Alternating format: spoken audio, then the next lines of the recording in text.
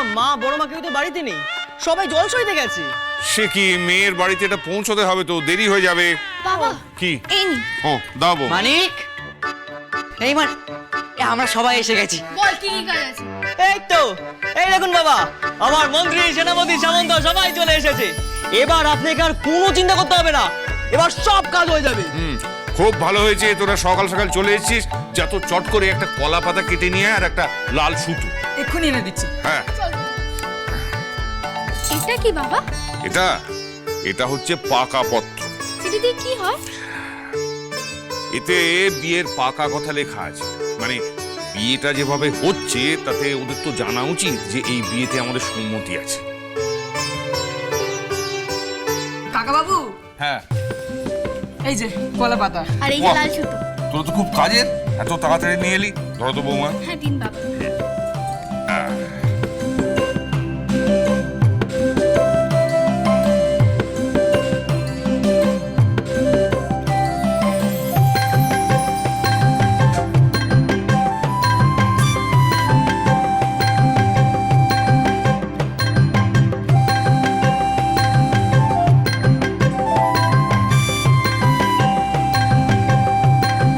এইবার এটা মেয়ের বাড়িতে যাবে, বুঝলে বৌমা?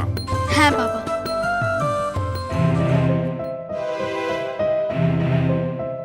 দাদা, হ্যাঁ বলো। আপনার সাথে একটু কথা ছিল।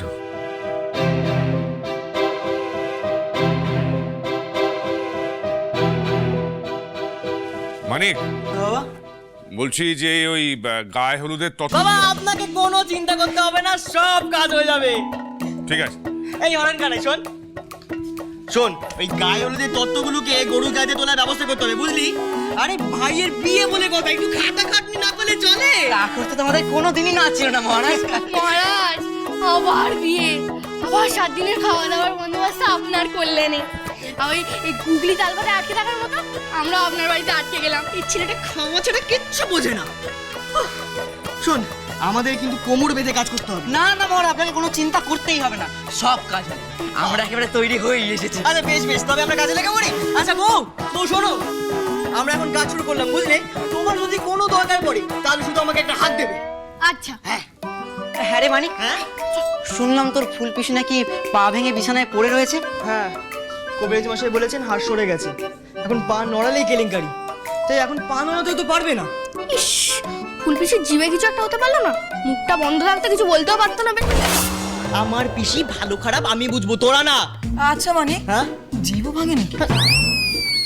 বাড়িতে বসে থেকে মহারাজকে দেখা না দিলে এই হয়, তোরা মাথা জীবনে খুলবে না। এই শোন শোন শোন, অত সময় নষ্ট করে লাভ নেই, চ কাজে লেগে পড়ি, তাড়াতাড়ি আয়, তাড়াতাড়ি আয়।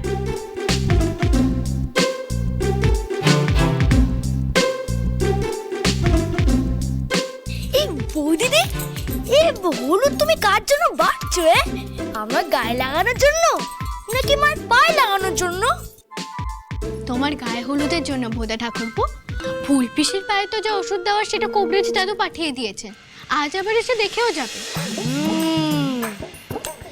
মা বিছানায় পড়ে আছে, একদিক দিয়ে ভালোই হয়েছে।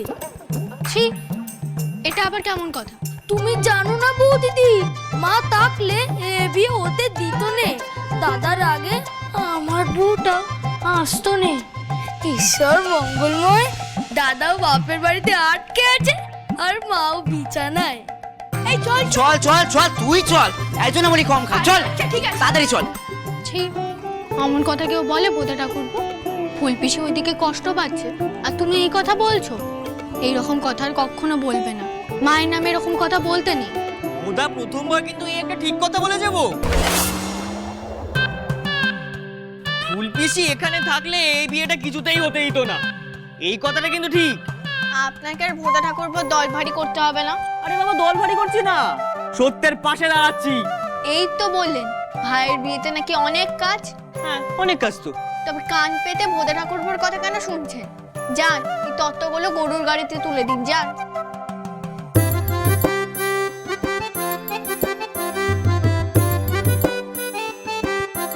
আর যদি না যাই তাহলে কি করবে? দেখবে কি করব? হ্যাঁ দেখি দেখি, পৃথ্বীরাজের বউয়ের কেমন ক্ষমতা।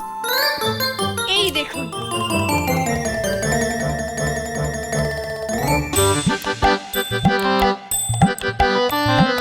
তবে রে দাঁড়াও দাঁড়াও বউ, বউ দাঁড়াও বলছি, ও বউ, বউ দাঁড়াও, দাঁড়াও বলছি, তুমি দাঁড়াও একবার, তুমি দাঁড়াও, দেখো কি করি, বউ দাঁড়াও, বউ, বউ দাঁড়াও, দাঁড়াও বলছি কিন্তু দেখান তো। একবার হাতে লাগার পাই, তারপর দেখো তোমার কি করি, বউ দাঁড়াও, দাঁড়াও, দাঁড়াতে বলেছি, দাঁড়াও, দাঁড়াও।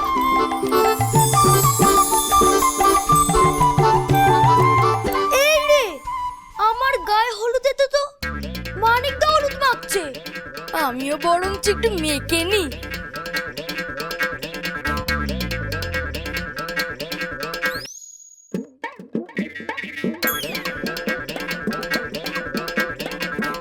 ধরেছি। এবার ছাড়ুন আমাকে, আমার অনেক কাজ আছে। এখন কাজের বাহানা দেখাচ্ছ? মানে দেখাচ্ছি না, আমার সত্যিই কাজ আছে, ছাড়ুন, নাহলে কিন্তু বাবাকে বলে দেবো। ছাড়ুন। ছাড়বো না। আর এখন নালিশ করে কি হবে বাবার কাছে? আমার গালে হলুদ লাগানোর সময় মনে ছিল না? আরে বাবা, আমি তো মজা তা করছি। আমি কি তোমায় সেই নিয়ে কিছু বলেছি? আমার গালে যখন তুমি হলুদ লাগিয়েছো, আমিও তোমার গালে হলুদ লাগাবো।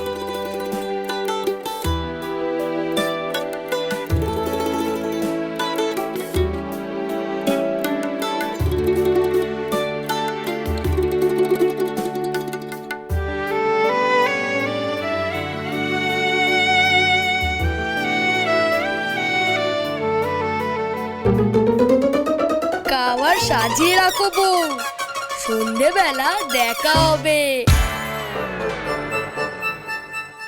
বলো জামাই, কি বলবে? বলছিলাম দাদা, আপনার বোন পা ভেঙে বিছানায় পড়ে রয়েছে, এই অবস্থায় কি বিয়েটা দেওয়া ঠিক হবে? মানে বলছিলাম যে আপনি ওদের সাথে কথা বলে যদি বিয়েটা পিছিয়ে দিতেন। কথা বলার কোনো রাস্তা কি তুমি খুলে রেখেছো জামাই? সুধার পা ভেঙেছে, কবরেজি মশাই এসে দেখে গেছেন, ওষুধও পাঠিয়েছেন। আজ না হয় কাল সুধার পা ঠিক হয়ে যাবে, কিন্তু বিয়েটা না দিলে আমরা তো এই বিপদ থেকে উদ্ধার পাবো না। বলছিলাম দাদা, আপনি বিচক্ষণ মানুষ, আপনার এলাকায় একটা দাপুট আছে, আপনি চাইলেই কিন্তু বিয়েটা পিছিয়ে দিতে পারেন। চাইলে আমি অনেক কিছুই করতে পারি। নিজের ট্যাগ ভরানোর জন্যে ওই মানুষগুলোর উপর তুমি যে অত্যাচার করেছো, তার জন্য আমি তোমার বিরুদ্ধে মামলা করতে পারি। আর আমার নাম ভাড়িয়ে আমার যে সম্মান নষ্ট করেছো, তার জন্য ঘাড় ধাক্কা দিয়ে এই বাড়ি থেকে আমি তোমাকে বার করে দিতে পারি। তার কোনোটাই আমি করব না। কিন্তু তুমি এই যে মস্ত বড় অপরাধটা করেছো, তাতে যাতে একটা মেয়ের জীবন নষ্ট না হয়, তার চেষ্টাই আমাকে করতে হবে। তাই এই পাকা পত্র আর গায়ে হলুদের তত্ত্ব আমি মেয়ের বাড়িতে পৌঁছে দিয়ে তোমার পাপের প্রায়শ্চিত্ত করব। বলছিলাম দাদা, আপনার জামাই, আর কোনো কথা বলে কোনো লাভ নেই।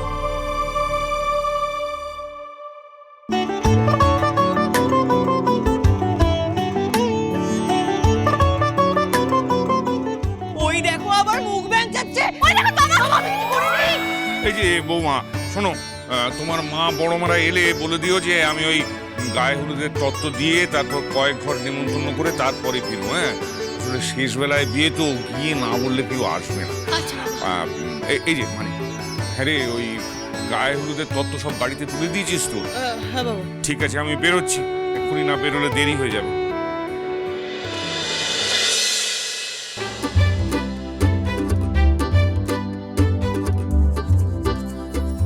এখন তো বাবাও চলে গেলেন, এবার